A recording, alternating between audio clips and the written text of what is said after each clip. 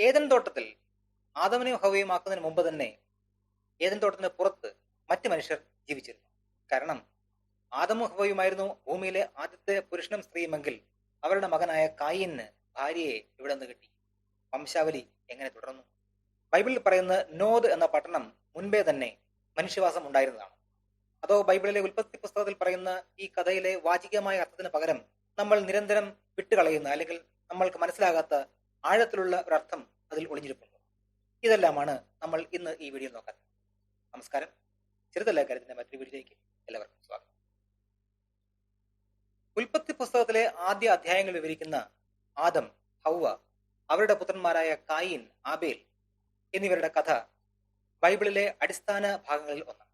ദൈവത്താൽ സൃഷ്ടിക്കപ്പെട്ട ആദ്യത്തെ മനുഷ്യനാണ് ആദം എന്ന് ബൈബിളിൽ പറയും. ആദ്യത്തെ സ്ത്രീയാണ് ഹൗവ. ദൈവത്തിന്റെ കൽപ്പന ധിക്കരിച്ച ആദമിനെയും ഹവ്വയെയും ഏതിൽ നിന്ന് പുറത്താക്കിയ ശേഷം അവർക്ക് 2 പുത്രന്മാർ ജനിക്കുന്നു, കായീൻ, ആബേൽ എന്നിവർ. അനുജൻ ആബേലിനോട് തോന്നിയ അസൂയ മൂലം കായീൻ അനുജനെ കൊന്നുകളയുന്നു. അനുജനെ കൊന്ന കുറ്റത്തിന് ദൈവത്താൽ ശിക്ഷിക്കപ്പെടുന്ന കായീൻ നോദ് എന്ന സ്ഥലത്ത് ചെന്ന് ഒരു പട്ടണം പണിയുകയും അവിടെ തന്റെ ഭാര്യയെ കണ്ടെത്തുകയും ചെയ്യുന്നു എന്ന് ബൈബിളിൽ പറയുന്നു. കായീൻ കണ്ടെത്തിയ തന്റെ ഭാര്യ എവിടെ നിന്ന് വന്നു എന്ന ചോദ്യം നൂറ്റാണ്ടുകളായി ചർച്ചാ വിഷയമാണ്. കായീൻ തന്റെ ഭാര്യയെ എവിടെ നിന്ന് കണ്ടെത്തി എന്നുള്ള ചോദ്യത്തിന് ബൈബിൾ പണ്ഡിതന്മാർക്കിടയിൽ 3 വ്യാഖ്യാനങ്ങളാണ് പ്രധാനമായിട്ടും ഉള്ളത്. അതിൽ ഒന്നാമത്തേത് കായീൻ തന്റെ സഹോദരിമാരിൽ ആരെയെങ്കിലും ഒരാളെ ആയിരിക്കാം വിവാഹം ചെയ്തിട്ടുണ്ടാവുക എന്നുള്ളതാണ്. ഇതാണ് പരമ്പരാഗതമായ അല്ലെങ്കിൽ മതപരമായ ഒരു വ്യാഖ്യാനം. രണ്ടാമത്തേത് ഏദൻ തോട്ടത്തിന് പുറത്തും ദൈവം മനുഷ്യരെ സൃഷ്ടിച്ചിരുന്നു എന്നുള്ളതാണ്. പഴയ ഭൂമി അഥവാ ആദമിന് മുമ്പുള്ള മനുഷ്യർ എന്ന സിദ്ധാന്തം. മൂന്നാമത്തേത് ഉൽപ്പത്തി പുസ്തകത്തിൽ പറയുന്ന കഥ പ്രതീകാത്മകമോ ദൈവശാസ്ത്രപരമായ ഒരു സദൃശ കഥയാണ്. മനുഷ്യവംശത്തിന്റെ ലിറ്ററലിയുള്ള അല്ലെങ്കിൽ അക്ഷരങ്ങളിൽ വായിക്കാവുന്ന ജീവശാസ്ത്രപരമായ ചരിത്രമല്ല എന്നുള്ളതാണ് മൂന്നാമത്തെ വ്യാഖ്യാനം. ഈ 3 വ്യാഖ്യാനങ്ങളുടെ വിശകലനവും അതിന്റെ ഗുണദോഷങ്ങളും അതിൽ നിന്ന് നമ്മുടെ ചോദ്യത്തിലേക്കുള്ള ഉത്തരവുമാണ് നമ്മൾ ഇന്ന് കണ്ടെത്താൻ ശ്രമിക്കുന്നത്. ഒന്നാമതായി പരമ്പരാഗത മതപരമായ വ്യാഖ്യാനം, അതായത് കായീൻ തന്റെ സഹോദരിമാരിൽ ആരെങ്കിലും ആയിരിക്കാം വിവാഹം കഴിച്ചിട്ടുണ്ടാവുക എന്ന സിദ്ധാന്തം. എന്താണ് ഈ വീക്ഷണത്തിന് പിന്നിലെ യുക്തി? യഹൂദ, ക്രൈസ്തവ, ഇസ്ലാമിക പാരമ്പര്യങ്ങളിൽ ആദാം, ഹൗവ എന്നിവർക്ക് കായീനും ആബേലും കൂടാതെ മറ്റ് നിരവധി മക്കളുണ്ടായിരുന്നു. ഇതാണ് പ്രബലമായ പരമ്പരാഗത വീക്ഷണം. ഉൽപ്പത്തി പുസ്തകം 5-ാം അധ്യായം 4-ാം വാക്യത്തിൽ ആദാമിന് മറ്റ് പുത്രന്മാരും പുത്രിമാരും ഉണ്ടായി എന്ന് പറയുന്നുണ്ട്. ഈ ഭാഗങ്ങളിൽ എവിടെയും കായീന്റെയോ അല്ലെങ്കിൽ ആദാമിന് ഉണ്ടായ മറ്റ് പുത്രന്മാരുടെയോ പുത്രിമാരുടെയോ എണ്ണത്തെയോ പ്രായത്തെയോ കുറിച്ച് പറയാത്തതിനാൽ തന്നെ ഈ പുത്രിമാരിൽ ആരെയെങ്കിലും ഒരാളെ ആയിരിക്കണം കായീൻ തന്റെ ഭാര്യയായി തിരഞ്ഞെടുത്തിരിക്കുക എന്ന് അനുമാനിക്കപ്പെടുന്നു. ആ കാലത്തിൽ ഇതൊരു തെറ്റായി കണക്കാക്കപ്പെടാതിരുന്നത് എന്തുകൊണ്ടാണ്? ദൈവശാസ്ത്രപരമായ കാഴ്ചപ്പാടിൽ മനുഷ്യന്റെ ആദ്യ തലമുറകളായിരുന്നു ഇത്. ഗോത്രബന്ധ നിയമങ്ങൾ, അതായത് ഇൻസെസ്റ്റ് ലോസ്, വളരെ കാലത്തിന് ശേഷം മോശയുടെ കാലത്താണ് നിലവിൽ വന്നത്. ആദാമിന്റെ തലമുറയുടെ ആദ്യകാലങ്ങളിൽ മനുഷ്യരാശി ഒരൊറ്റ കുടുംബത്തിൽ നിന്നാണ് ഉടലെത്തുന്ന ബൈബിൾ സൂചിപ്പിക്കുന്നു. ഉൽപ്പത്തി പുസ്തകം 1-ാം അധ്യായത്തിന്റെ 28-ാം വാക്യം പറയുന്നത് നിങ്ങൾ സന്താനപുഷ്ടിയുള്ളവരായി പെരുകി ഭൂമിയിൽ നിറയുക എന്നതാണ്. ഒരുപക്ഷെ ദൈവികമായ ഈ കൽപ്പന നിവൃത്തിയാകുന്നതിന് വേണ്ടി ആദിമകാലത്ത് അടുത്ത ബന്ധുക്കൾ തമ്മിലുള്ള വിവാഹത്തിന് ദൈവം അനുമതി നൽകിയിരിക്കാം എന്ന് അനുമാനിക്കപ്പെടുന്നു. ഭൂമിയിൽ ജനസംഖ്യ വർദ്ധിച്ചപ്പോൾ ദൈവം മോശയ്ക്ക് ഉടമ്പടി നൽകുന്നതിലൂടെ വിശുദ്ധിയുടെ ഒരു പുതിയ നിലവാരം സ്ഥാപിച്ചു. ഇസ്രായേൽ ജനതയ്ക്ക് നൽകിയ ഗോത്രബന്ധ വിലക്ക് അഥവാ പ്രൊഹിബിഷൻ ഓഫ് ഇൻസെസ്റ്റ് ദൈവത്തിന്റെ വിശുദ്ധിയോടുള്ള ആഹ്വാനത്തിൽ അധിഷ്ഠിതമായിരുന്നു. ലേവ്യ പുസ്തകം 18-ാം അധ്യായത്തിന്റെ 3-ാം വാക്യം ഇങ്ങനെ പറയുന്നു: നിങ്ങൾ പാർത്തിരുന്ന ഈജിപ്തിലെ അഥവാ മിസ്രൈമിലെ ആചാരങ്ങൾ നിങ്ങൾ ചെയ്യരുത്. ഞാൻ നിങ്ങളെ കൊണ്ടുപോകാൻ പോകുന്ന കനാൻ ദേശത്തെ ആചാരങ്ങളും നിങ്ങൾ ചെയ്യരുത്. തുടർന്ന് ദൈവം വളരെ വ്യക്തമായി കൽപ്പിക്കുന്നു, നിങ്ങളിൽ ആരും തന്നെ നിങ്ങളുടെ അടുത്ത ബന്ധുവുമായി വിവാഹബന്ധത്തിൽ ഏർപ്പെടരുത്. ഞാനാകുന്നു നിങ്ങളുടെ യഹോവ. ലേവ്യ പുസ്തകം 18-ാം അധ്യായം 6-ാം വാക്യം. ദൈവത്തിന്റെ ഈ കൽപ്പനയിലൂടെ കനാൻ ദേശത്തുള്ളവരും മിസ്രൈമിൽ അഥവാ ഈജിപ്തിൽ ഉള്ളവരും അടുത്ത ബന്ധുക്കളുമായി വിവാഹബന്ധത്തിൽ ഏർപ്പെട്ടിരുന്നു എന്ന് വ്യാഖ്യാനിക്കാൻ കഴിയും. മോശയിലൂടെ ദൈവം ഇസ്രായേൽ ജനത്തിന് കൊടുത്ത ഗോത്രബന്ധ വിലക്ക് എന്ന നിയമം ദൈവത്തിന്റെ ഒരു വലിയ ലക്ഷ്യത്തിന്റെ ഭാഗമായിരുന്നു. ഇസ്രായേൽ ജനതയിൽ വിശുദ്ധി, ചിട്ട, ക്രമം എന്നിവ സ്ഥാപിക്കുക. ലേവ്യ പുസ്തകം 19-ാം അധ്യായത്തിന്റെ 2-ാം വാക്യം ഇങ്ങനെ പറയുന്നു: നിങ്ങൾ വിശുദ്ധരായിരിക്കണം, കാരണം ഞാൻ നിങ്ങളുടെ ദൈവമായ യഹോവ വിശുദ്ധനാകുന്നു. അതുകൊണ്ട് ദൈവത്തിന്റെ വിശുദ്ധി പ്രതിഫലിപ്പിക്കുന്നതിനും ഇസ്രായേലിനെ അവിടുത്തെ തിരഞ്ഞെടുത്ത ജനതയായി വേർതിരിക്കുന്നതിനും വേണ്ടിയാണ് ഗോത്രബന്ധം അഥവാ ഇൻസെസ്റ്റ് വിലക്കപ്പെട്ടത് എന്ന് വ്യാഖ്യാനിക്കുന്നു. ആദ്യ തലമുറയിലെ ജനിതക തനിമ ശുദ്ധമായിരുന്നു എന്നും കണക്കാക്കപ്പെടുന്നുണ്ട്.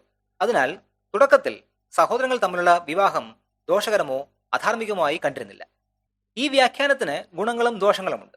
പരമ്പരാഗത മതസിദ്ധാന്തങ്ങൾക്ക് അനുയോജ്യമാണ്. ആദം ഹൗവ ദമ്പതികളെ മാനവരാശിയുടെ സാർവത്രിക പൂർവികരായി നിലനിർത്തുന്നു. മിക്ക മധ്യകാല പണ്ഡിതന്മാരും ഇതിനെ പിന്തുണയ്ക്കുന്നു എന്നിവയാണ് ഈ വ്യാഖ്യാനത്തിന്റെ ഗുണങ്ങൾ. എന്നാൽ ആധുനിക വായനക്കാർ ധാർമ്മികമായ പല ചോദ്യങ്ങളും ഇതിനെ സംബന്ധിച്ച് ഉയർത്തുന്നു. ആധുനിക ജനിതശാസ്ത്രം അനുസരിച്ച് ലിറ്ററലി അക്ഷരം പ്രതി വ്യാഖ്യാനിച്ചാൽ ജീവശാസ്ത്രപരമായ പ്രശ്നങ്ങൾ ഇതിലുണ്ട് താനും എന്നുള്ളതാണ് ഇതിന്റെ ദോഷങ്ങൾ. ആദമിന് മുമ്പുള്ള മനുഷ്യർ അഥവാ പ്രീ ആദമിക് തിയറി ആണ് രണ്ടാമത്തെ വ്യാഖ്യാനം. ആദമും ഹൗവയും ദൈവം സൃഷ്ടിച്ച ഏക മനുഷ്യരല്ലെന്നും മറിച്ച് അവർ തിരഞ്ഞെടുക്കപ്പെട്ട വംശത്തിലെ ആദ്യത്തെ വ്യക്തികളായിരുന്നു എന്നും ഈ സിദ്ധാന്തം വാദിക്കുന്നു. 16-ാം നൂറ്റാണ്ട് മുതൽ പല പണ്ഡിതന്മാരും ഈ കാഴ്ചപ്പാട് സ്വീകരിച്ചിട്ടുമുണ്ട്. ഈ വീക്ഷണത്തെ പിന്തുണയ്ക്കുന്ന ചില സൂചനകൾ നമുക്ക് ബൈബിളിൽ തന്നെ ലഭിക്കും. അനുജനായ ഹാബേലിനെ കൊന്നതിന് ദൈവം കായനെ ശിക്ഷിച്ച് പുറത്താക്കുന്നു. അതിന് മറുപടിയായി കായൻ പറയുന്നത് ഇപ്രകാരമാണ്. ഉൽപ്പത്തി പുസ്തകം 4-ാം അധ്യായം 14-ാം വാക്യത്തിൽ ഇങ്ങനെ പറയുന്നു: ഇതാ നീ ഇന്ന് എന്നെ ആട്ടിക്കളയുന്നു, ഞാൻ തിരുസന്നിധി വിട്ട് ഒളിച്ച് ഭൂമിയിൽ ഉഴന്നലയുന്നവനാകും, ആരെങ്കിലും എന്നെ കണ്ടാൽ എന്നെ കൊല്ലും എന്ന് പറയുന്നു. ആദമും ഹവയും ഭൂമിയിലെ ആദ്യത്തെ മനുഷ്യരായിരുന്നുവെങ്കിൽ അവരുടെ മക്കളായിരുന്നു കായനും ആബേലുമെങ്കിൽ ആര് തന്നെ കൊന്നുകളയുമെന്നാണ് കായൻ ഭയപ്പെട്ടത്? ഇത് ഭൂമിയിൽ അപ്പോഴും മറ്റ് മനുഷ്യരുണ്ടായിരുന്നു എന്നതിലേക്ക് വിരൽ ചൂണ്ടുന്നു. ഉൽപ്പത്തി പുസ്തകം 4-ാം അധ്യായത്തിന്റെ 16-ാം വാക്യത്തിൽ വീണ്ടും ഇങ്ങനെ പറയുന്നു: അങ്ങനെ കായിൻ യഹോവയുടെ സന്നിധിയിൽ നിന്ന് പുറപ്പെട്ട് ഏദന് കിഴക്ക് നോദ് ദേശത്ത് ചെന്ന് പാർത്തു. കായിൻ തന്റെ ഭാര്യയെ പരിഗ്രഹിച്ചു, അവൾ ഗർഭം ധരിച്ചു ഹാനോക്കിനെ പ്രസവിച്ചു. മാത്രവുമല്ല, കായിൻ നോദിൽ ഒരു നഗരം സ്ഥാപിച്ചു. ഒരു നഗരം എന്ന് പറയുമ്പോൾ അവിടെ നിരവധി കുടുംബങ്ങൾ ഉണ്ടാവണം, സ്ഥിരമായ ഒരു ജനസമൂഹം ഉണ്ടാവണം. അവിടെ കായിനും ഭാര്യയും മാത്രമല്ല ഉണ്ടാകേണ്ടത്.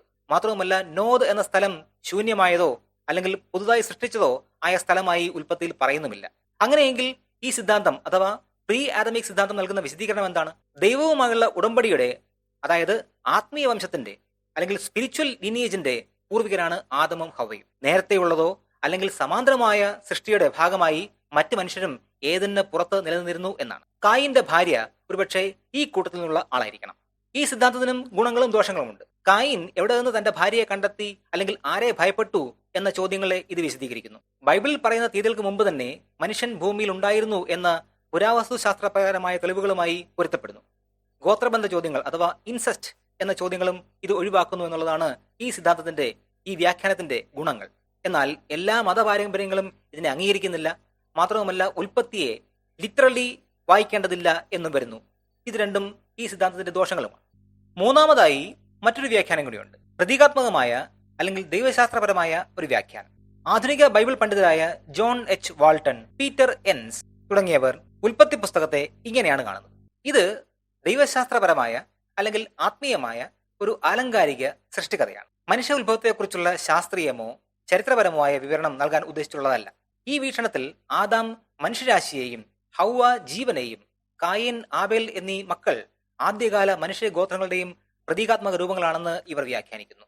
അതുകൊണ്ട് കായിൻ എവിടെ നിന്ന് ഭാര്യയെ കണ്ടെത്തി എന്ന ചോദ്യം ജീവശാസ്ത്രപരമായ വംശപാരമ്പര്യത്തെക്കുറിച്ചുള്ള ചോദ്യങ്ങൾക്ക് ഉപരിയായി ആദ്യകാല മനുഷ്യ സമൂഹങ്ങളുടെ വ്യാപനത്തെയും കാർഷിക നാടോടി സമൂഹങ്ങൾ തമ്മിലുള്ള ഇടപെടലുകളെയും സംഘർഷങ്ങളുടെയും നാഗരികതയുടെയും ഉത്ഭവത്തെക്കുറിച്ചുള്ള ഒരു സന്ദേശം നൽകുന്നു എന്ന് ഇവർ വ്യാഖ്യാനിക്കുന്നു. ഈ വ്യാഖ്യാനത്തിനും ഗുണങ്ങളും ദോഷങ്ങളുമുണ്ട്.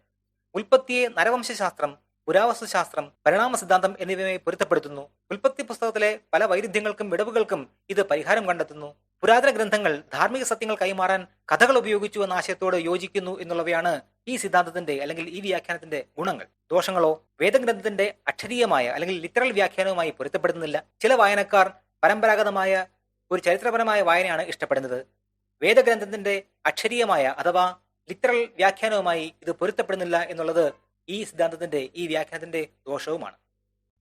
ശാസ്ത്രീയവും നരവംശ ശാസ്ത്രപ്രകാരവുമായ കാഴ്ചപ്പാട് നമുക്ക് ഇതിനോട് ചേർത്ത് വായിക്കാം. ശാസ്ത്രീയമായി നമുക്കറിയാവുന്നത് ഹോമോസേപ്പിയൻസ് എന്ന ആധുനിക മനുഷ്യൻ ഭൂമിയിൽ ഉണ്ടാവുന്നത്, ഉടലെടുക്കുന്നത് ഏകദേശം 3 ലക്ഷം വർഷം മുമ്പ് ആഫ്രിക്കയിലാണ്.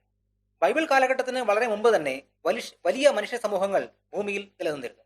ചരിത്രപരമായി നോക്കുകയാണെങ്കിൽ ഏറ്റവും പഴയ നഗരങ്ങൾ ഉടലെടുത്തത് തന്നെ ഏകദേശം BCE 7000-നും 6000-നും ഇടയിലാണ്.